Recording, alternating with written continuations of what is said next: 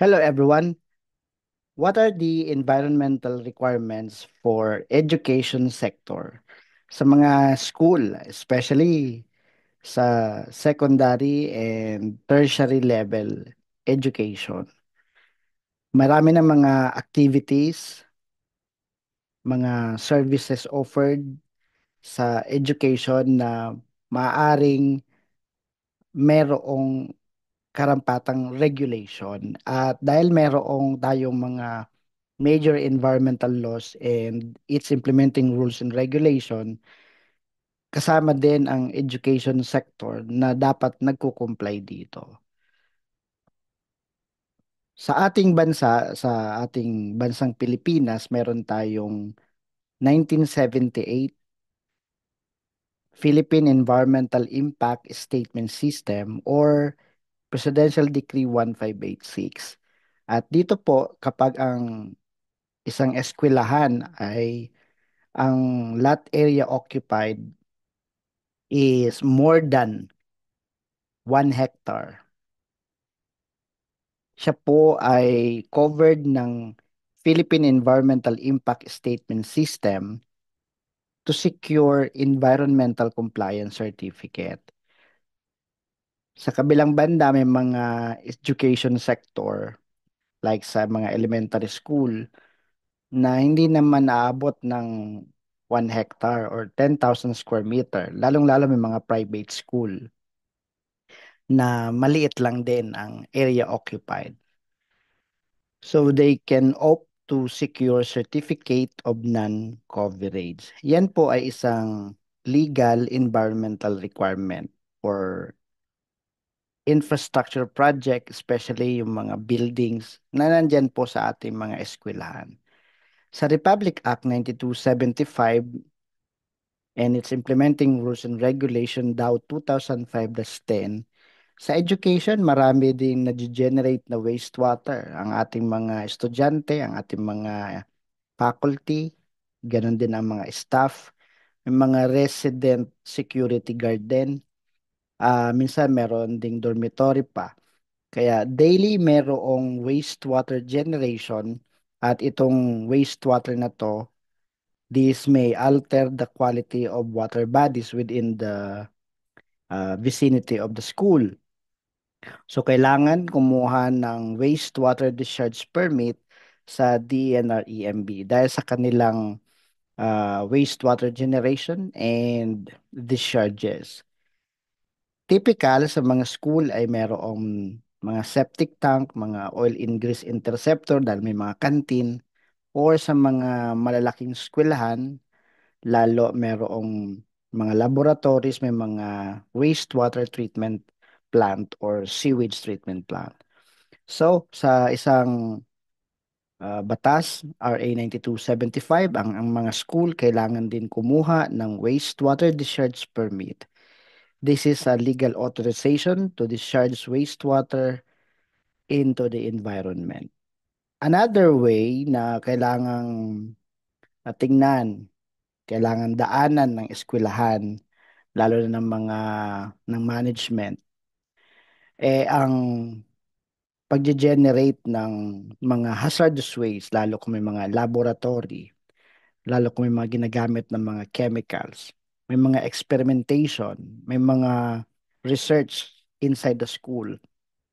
Pero bukod dyan, mayroong mga operation and maintenance, like yung mga ilaw, yung mga pintura, marami tayong mga clinic, may mga infectious waste. So, kailangan mag-comply din sa RA 6969 or the Toxic Substances, Hazardous and Nuclear Waste Control Act and its applicable rule, especially DAO 2013-22 or the revised procedure and standard for the management of hazardous waste. Hindi lang naman yan sa school, kahit saan or anumang industry.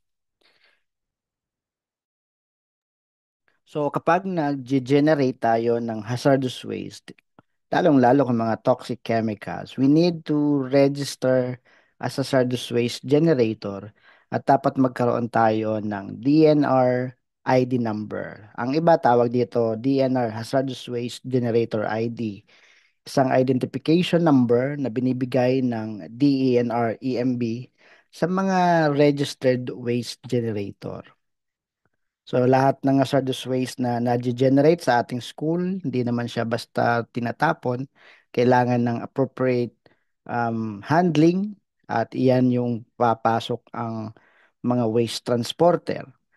Itong mga transporter na to, dadalhin ang hazardous waste sa appropriate treatment, storage, disposal facility. So hindi mangyayari ang transport and treatment and disposal kung hindi magkakaroon muna ng waste generator ID.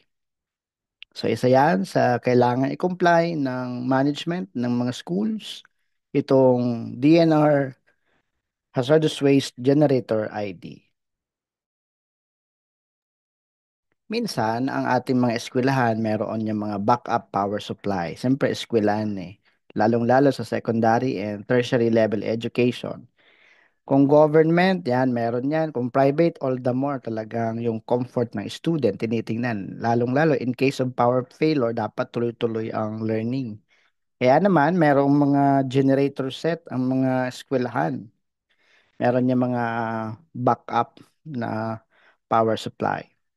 So in RA 8749 or the Philippine Clean Air Act and its implementing rules and regulation DAO 2000-81, yung operation and maintenance ng ating mga standby generator set, especially generator set with capacity 16 kilowatts and above.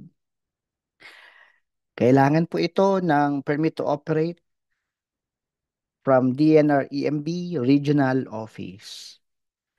At kapag titingnan mo, may mga kanya-kanyang posisyon sa eskwelahan, merong startup management, merong mga estudyante para mag-aral, may mga faculty na magtuturo. Meron ding nagmo-monitor ng mga activities that may damage our environment, that may pollute our environment.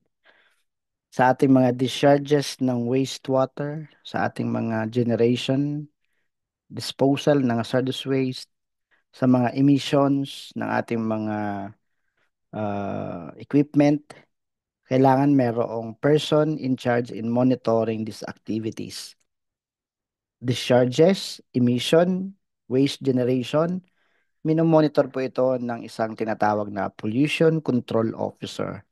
At base sa DNR Administrative Order 2014-02, kailangan merong i-appoint or i-designate na Pollution Control Officer kapag ang isang establishment ay pwedeng maging actual or potential source of pollution. At sa legal requirement po nito, ay dapat magkaroon ng accreditation ang PCO na ito. At yung kanyang Certificate of Accreditation is the compliance requirement under DAO 2014-02.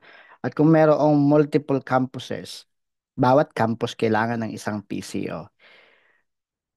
At dahil may iba't ibang campuses, bawat campus may kanya-kanyang Environmental Compliance Certificate or Certificate of Non-Coverage, may kanya-kanyang Wastewater Discharge Permit, may kanya-kanyang DNR, Hazardous Waste Generator ID, at Permit to Operate of Air Pollution Source Installation. Yan ay per campus. At after na makuha mo yung mga relevant clearance permits and accreditation, you need to submit a self-monitoring report. Nakasulat sa DAO 2003-27 ang pagsasubmit ng report quarterly every 3 months. At ito ay gampanin ng establishmento issued with ECC or CNC or discharge permit, generators ID, permit to operate by DNR Environmental Management Bureau Regional Office.